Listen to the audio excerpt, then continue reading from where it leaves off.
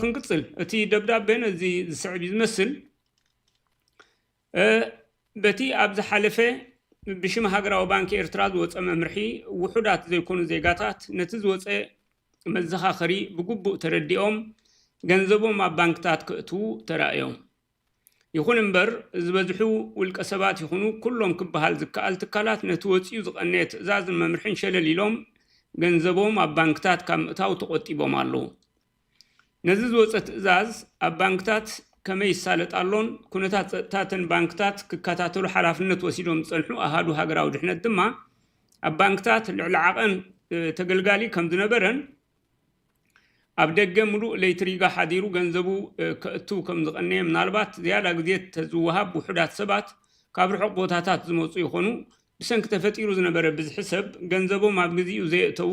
ዜጋታት ሓፂር ናይ ግዜ ወሰኺ ዕድል ክወሃብ ክሓቱ ቀኒዮም በዚ መሰረት ድማ ኣብ ልዕሊ ተወሲኑ ዝነበረ ናይ ግዜ ገደብ ብላዕሊ ካብ ዕለት ሓደ ወርሒ ናሓሰ ዝጅምር ናይ 21 መዓልታት ዘይወግዓዊ ወሰኽ ተገይሩ ፀኒሑ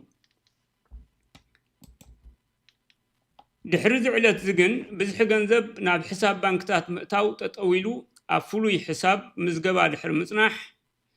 ንውሳኔን መርመራን ሙሉእ ስልጣን ክፍሊ መርመራን ብልሹናን ሚኒስትር ምክልኻል ዓዳ ኣቤቶ ተዋሂብዎም ኣሎ እዚ ድማ ብፍሉይ መቕጻዕትን ውሳኔን ካብታ ኣቐዲሙ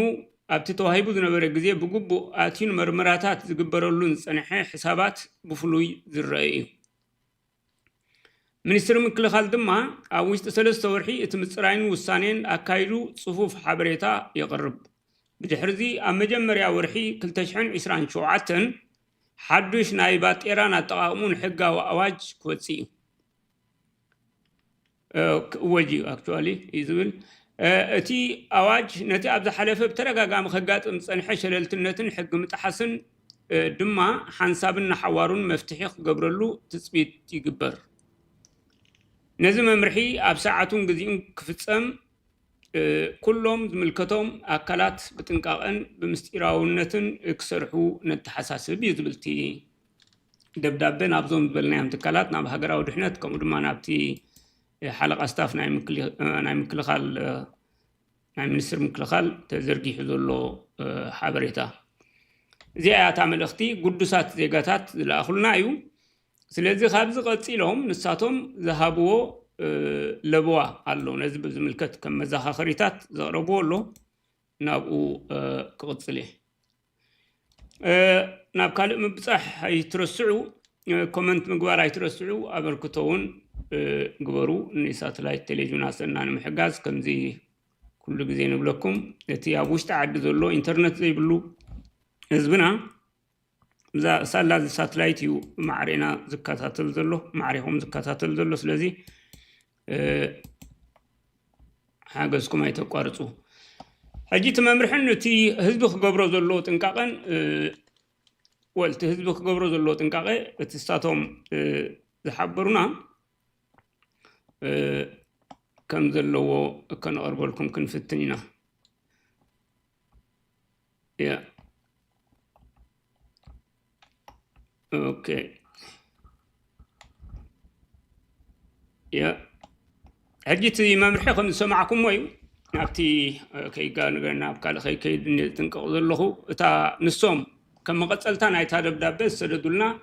تحبريتاوي مالسي مزخاخري كم السعودي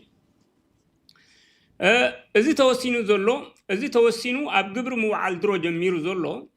سبب وساني ኣብ ህዝብና ከምጾ ዝኽእል ሽግርን መከራን ርኢኻን ህዝቢ ክሳብቲ ተወሲኑ ዘሎ ናይ ግዜ ገደብ ገንዘቡ ኣብ ግቡእ መዓላ ከውዕሎን እቲ ዝተረፈ ገንዘቡ ድማ ኣብ ንብረት ወይ ድማ ናብ ካልእ ባጤራታት ቀይሩ ገንዘቡን ህይወቱን ካብ ከርተት ናይ ዓዳ ኣቤቶን መሰልቶም ክድሕን ብህፁፅ ንህዝቢ ክንሕብርን ወል ክትሕብሩን ከተጠንቅቁን ንምሕፀነካ እዮም ዝብሉ ልብቐጥታ ናባና ስለሰደድዎቲ ደብዳቤ ምክንያቱ በዚ ወፂ ዘሎ መደብ ኣብ ወርሒ 1/2027 ወርሒ ጥሪ ማለት እዩ ዝመጽ ዘሎ ዓመት ዝስዕብ ፍሉይ ኣዋጅን ከምኡን እቲ ኣብ ባንኪ ኤርትራ ጨንፈር ማእከል ከተማ ኣዳራሽ ኩዋ ክራገፍ ዝኸረመን ኣብ ወርሒ 10 ግቡእ ስርሑ ክጅምር ምድላዋት ዝግበረሉ ዘሎ ሓድሽ ቅያር ባጤራን ርኢኻ ክሳብ ክንደይ እንስቶም ነዚ ተግባር ዓጢቆም ተበጊሶምሉ ከም ዘለው ህዝብና ግን ዋላ ሓንቲ ከም ዘይተዳለወ እዩ ዘመላኽት እቲ ዝገርም ብፍላይ እቲ ሃብታም ወይ ከዓ ሰብዋኒን ዝበሃል ኩነታት ደሓን እዩ ዝመስል ሱቅ ኢልካ መፈራርሒ እዩ ኢሉ ገንዘቡ መታን ኣብ ባንክታት ከየእቱ ወይ ድማ ገንዘቡ ናብ ወፃኢ ባጤራ ከይቅይር